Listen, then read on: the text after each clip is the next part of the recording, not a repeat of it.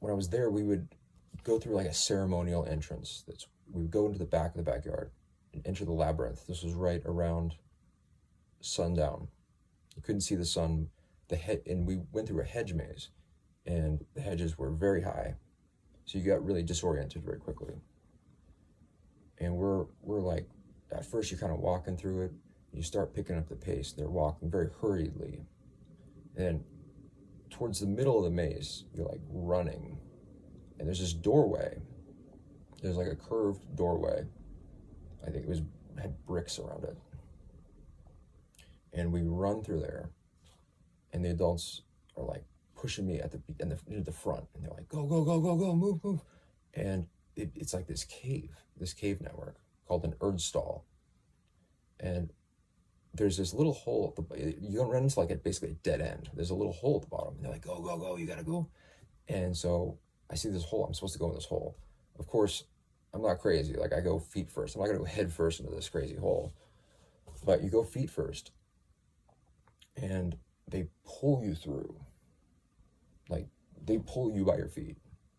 Now, we're all wearing these, like, Reaper coats. They were not like the brown ones that the people at the event wore. These were, like, black for some reason. And at some point, this thing comes off of you. I mean, we're naked the whole time at these events anyway, but it was a pretty weird experience because it happens over and over again. They pull you through, and then you get you back up, and they go again, and then it's like you're going through a maze in a cave now, and they're just like pulling you through again. This happens like numerous times, and that's how we make our way to the basement. It's weird because we go to the house, and then we do this entrance, this elaborate way into the house again.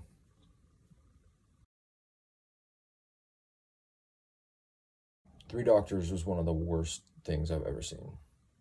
It might not sound that bad. It wasn't the goriest thing, but it was just the creepiest thing. Okay, so it's these three guys who are real doctors who are performing a medical procedure on somebody. You can see it in this South Park episode. They actually show three doctors. It wasn't two, it wasn't four, it was three. That was the big thing that really triggered me from that episode. Three doctors, they're doing a kind of a Three Stooges thing, right? While they're actually doing a medical procedure. The first thing you notice is they're just all over the person.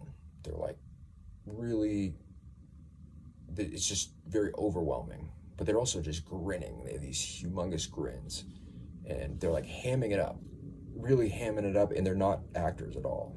So there's like their moment in the spotlight, and they're just taking advantage of it. They're making the most of it, but it's creepy on multiple levels. It's really hard to explain. Three Doctors is the worst. It's one of the worst things.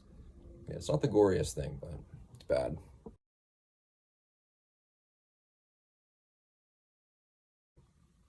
So here's why I liked coffins at these events. So when you're sitting in the box, you're sitting on the ground, it's hard.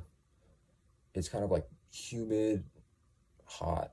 The lights are bright, and the sounds are the worst thing. The sounds of screaming, because you're right next to the circle. You could hear everything. You're trying to watch cartoons, but you can still hear everything. So in the coffins, it was pretty mellow.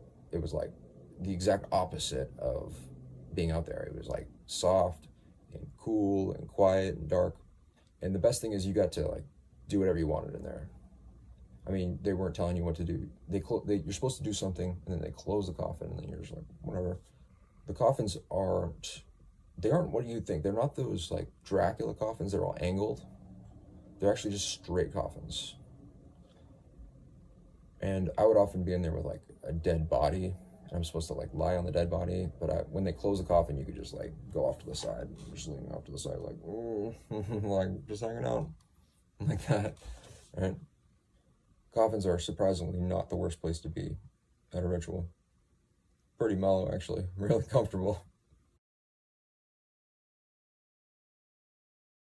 On the other side, like essentially on the opposite side of where the box is, there are cages for people.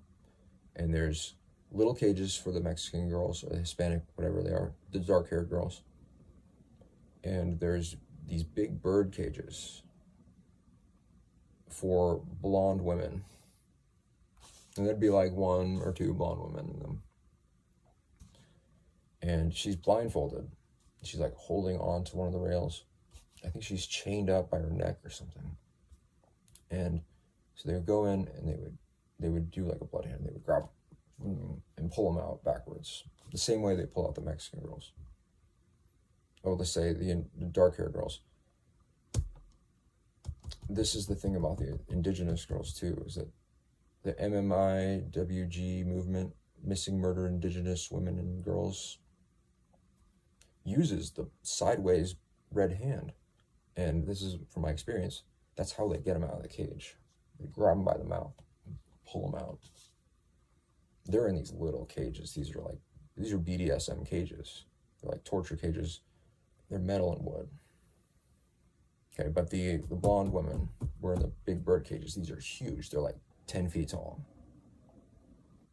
So then I did this thing. It's pretty crazy.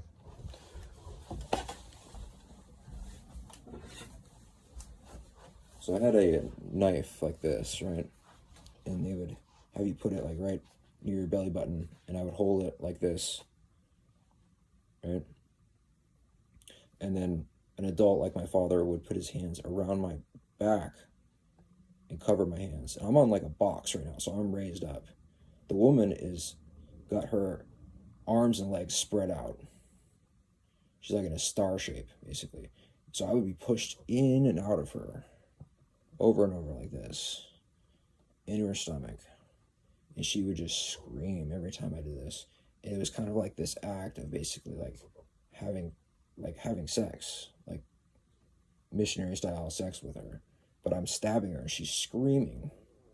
So this is why I have a problem having sexual intercourse with blonde women.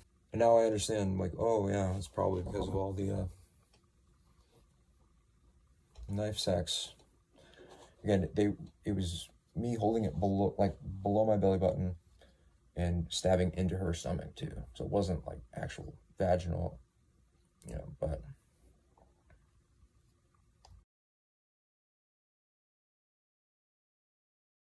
my final year, one of the final events I did, I was put on the rack. This is a device that's supposed to stretch you out and pull you apart or something, but they were just submitting me. I couldn't move. I was about a 45-degree angle, maybe a little steeper than that.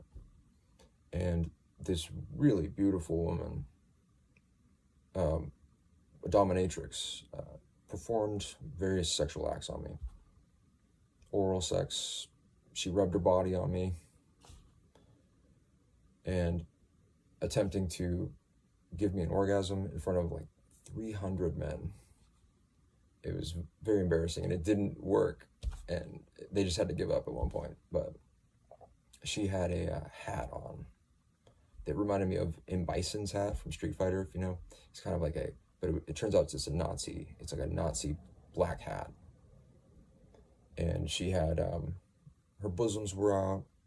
She had one of those tight garter belt, those things pulling her waist in. No pants on. She had a little Brazilian bikini wax and big boots that went all the way up to like her mid-thigh. She also had gloves on, but she took those off like halfway through this event. It was one of the least bad things they did to me, but it was pretty embarrassing. She was probably in her early 20s, like a Russian, black hair. She never looked at me though. She had the hat and the brim. It was like over her like this. I think she was kind of embarrassed. I was like less than 5 years old. She's doing this to a little kid,